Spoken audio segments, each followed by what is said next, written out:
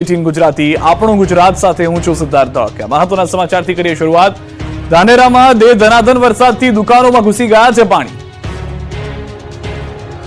उत्तर गुजरातમાં ભારે વરસાદના પગલે અનેક શહેરો પાણી થઈ ગયા છે। સૌથી ખરાબ હાલત થઈ ગઈ છે ધાનેરાની। બનાસકાંઠાના ધાનેરામાં 3 કલાકમાં 3 ઇંચ વરસાદથી શહેરમાં જળબંબાકારની સ્થિતિનું નિર્માણ થયું।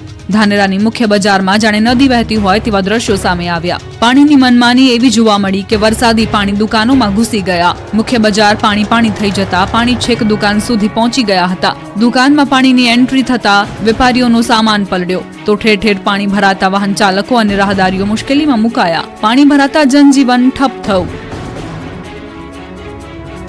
બનાસકાંઠાનું ધાનેરા 3 ઇંચ વરસાદમાં ડૂબ્યું। રોડ બન્યા સ્વિમિંગ પુલ। ચારે બાજુ પાણી જ પાણી વચ્ચેથી પસાર થતા વાહનો સ્વિમિંગ પુલ જેવા લાગતા આ દ્રશ્યો છે બનાસકાંઠાના ધાનેરાના। અહીં સતત બીજા દિવસે મેઘરાજા ધબધબાટી બોલાવી। વહેલી સવારથી વાદળો પાણી લઈને ધાનેરાની ઉપર મંડરાયા। કાળા ડિબાંગ બનેલું આકાશ સવારથી જ વરસવા લાગતા થોડી જ કલાકોમાં ધાનેરા પાણી થઈ ગયું। ધાનેરાની બજારોમાં પાણીની રેલમછેલ જોવા મળી। બજારોમાં જાણે જળબંબાકારની સ્થિતિ હોય તેવું લાગી રહ્યું હતું।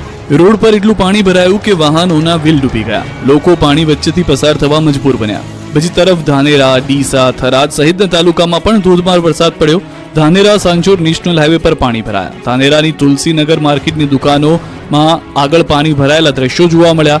3 કલાકમાં 3 ઇંચ વરસાદ ખાબકી જતા હાલ બેહાલ થઈ ગયા। બીજી તરફ પાટણમાં વગર વરસાદે ખેતરોમાં પાણીની રેલમછેલ જોવા મળી। પાટણમાં હાલ ભારે વરસાદ નથી છતાં હજુ પણ ખેતરો તરબોળ છે।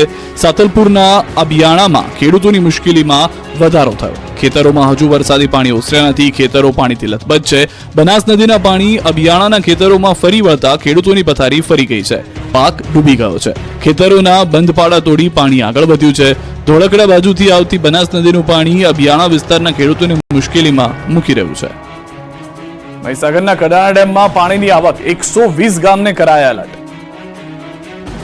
ઉપરવાસમાં ભારે વરસાદના પગલે મહીસાગરનું જીવાદોરી સમાન કડાણા છલકાઈ રહ્યો છે। ડેમમાં પાણીની ઉપરવાસમાંથી ભારે આવક થઈ રહી છે। કડાણા ડેમમાં હાલ 1,71,000 ક્યુસેક પાણીની આવક છે। કડાણા ડેમમાંથી છોડાઈ રહ્યું છે નદીમાં પાણી। કડાણા ડેમનું રૂલ લેવલ 415.7 ફૂટ ઉપર પહોંચ્યું। Kadana dam high alert stage ઉપર પહોંચ્યો।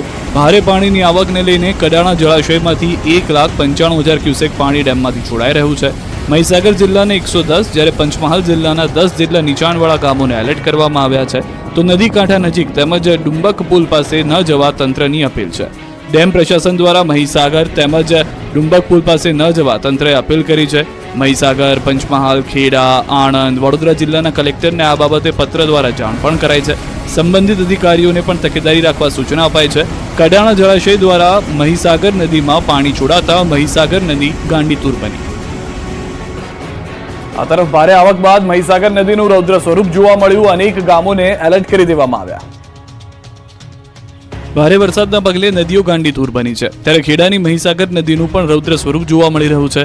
અનરાધાર વરસાદ અને ઉપરવાસમાંથી પાણીની પુષ્કળ આવકને કારણે નદીના પાણીની બમ્પર આવકના દ્રશ્યો જુઓ જેથી નદી કાંઠાના ગામોને સાવધાન રહેવા અપીલ કરવામાં આવી છે।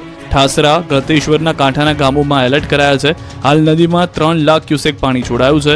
વણાકબારી વિયરમાંથી 3,40,000 ક્યુસેક પાણીની આવક છે તો ખેડા વડોદરાને જોડતો ગળતેશ્વર ડેસર બ્રિજ બંધ કરાયો છે। પાણીની આવક વધતા સાવચેતીના ભાગરૂપે બ્રિજ બંધ કરાયો। તલાટીઓ, અધિકારીઓને હેડક્વાર્ટર ન છોડવા આદેશ આપવામાં આવ્યો। મહીસાગર નદીમાં 3 લાખ ક્યુસેક પાણી છોડવામાં આવતા તંત્ર એલર્ટ મોડ પર છે। મધ્ય ગુજરાતમાં ભારે વરસાદથી નદીઓમાં નવા નીરની આવક, પુલ પાણીમાં ગરકાવ।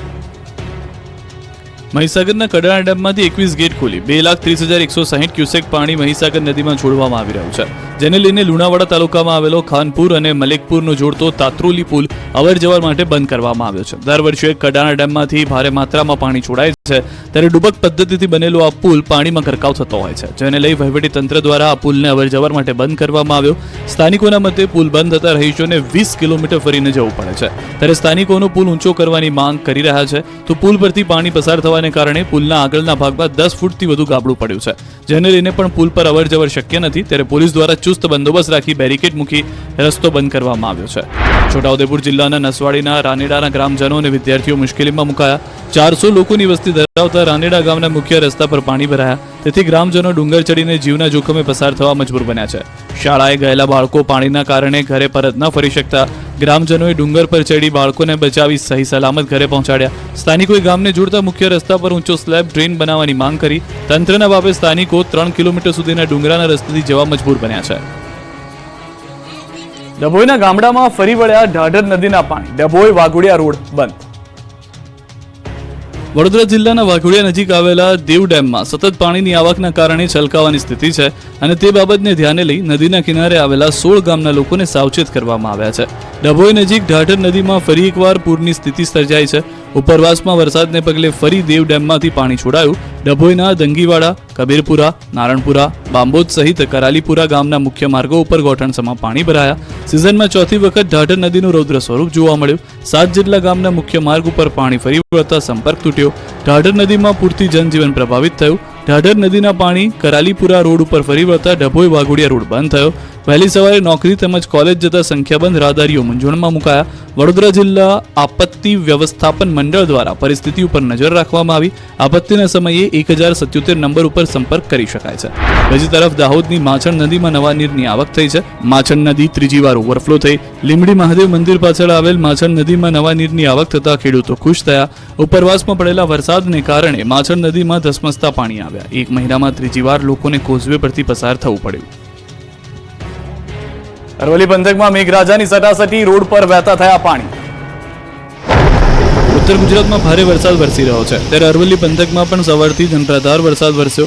અરવલ્લી જિલ્લામાં વહેલી સવારથી વરસાદે જમાવટ કરતા રોડ પાણી થયા હતા। ધનસુરા તાલુકામાં વહેલી સવારથી 2 કલાકમાં 1.5 ઇંચ વરસાદ પડતા રોડ પર જળબંબાકારની સ્થિતિ સર્જાઈ।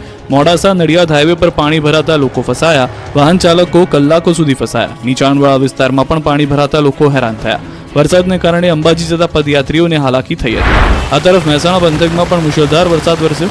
વહેલી સવારથી જ મહેસાણામાં વરસાદે એન્ટ્રી મારી। મહેસાણા, ઊંઝા, મોઢેરા સહિતના વિસ્તારમાં વરસાદથી રોડ પર પાણી વહેતા થયા। નીચાણવાળા ઘણા ભાગોમાં વરસાદી પાણી ભરાયા। પાટણ જિલ્લામાં વહેલી સવારથી વરસાદી વાતાવરણ જોવા મળ્યું। પાટણ શહેર સહિત સમગ્ર ગ્રામ્ય વિસ્તારમાં ધીમી ધારે વરસાદ પડ્યો। પાટણ, કમલીવાડા, રૂની સહિત પંથકમાં વરસાદથી ઠંડક પ્રસરી ગઈ। ભાવનગરમાં ઓછો વરસાદથી ડેમો 50% જ ભરાયા છે। એક તરફ રાજ્યભરના ડેમો છલોછલ થઈ રહ્યા છે। પાણીની પુષ્કળ આવકથી ડેમોમાં પાણીની જાહો જલાલી જોવા મળી રહી છે। બીજી બાજુ ભાવનગરના ડેમો 50% પણ ભરાયા નથી। ભાવનગરમાં ગત વર્ષની સરખામણીએ ચાલુ વર્ષે વરસાદની ઘટ છે, જેથી જિલ્લાના ડેમોની સ્થિતિ ચિંતાજનક બની છે। જિલ્લાના 4 ડેમ આ વર્ષે 50% પણ ભરાયા નથી। સાથે જિલ્લાના 4 ડેમ 20% પણ ભરાયા નથી। ત્યારે જિલ્લામાં આગામી દિવસોમાં સારો વરસાદ નહીં થાય તો ઉનાળામાં જળ સંકટ ઘેરાવાની શક્યતા સેવાઈ રહી છે। જિલ્લામાં શેત્રુંજી ડેમ 67%, રંઘોળા ડેમ 51%, બગડ ડેમ 68% જેટલા જ ભરાયેલા છે। શેત્રુંજી ડેમ પણ હજુ 100% ભરાયો નથી। જિલ્લાના 5 ડેમો લાખણકા, રજાવડ, હમીરપરા, હાણોલ, જસપરા અને ઉતાવળી ડેમ હજુ 20% પણ ભરાયા નથી। ત્યારે જિલ્લામાં આગામી દિવસોમાં પીવા માટેના અને સિંચાઈ માટેના પાણીની સમસ્યા સર્જાઈ શકે છે। ગત વર્ષે 29 જુલાઈ 2023ના રોજ ભાવનગર જિલ્લાની જીવાદોરી એવો Shetrunji dam, Rangola dam, Bag dam અને રાજકી ડેમ 100%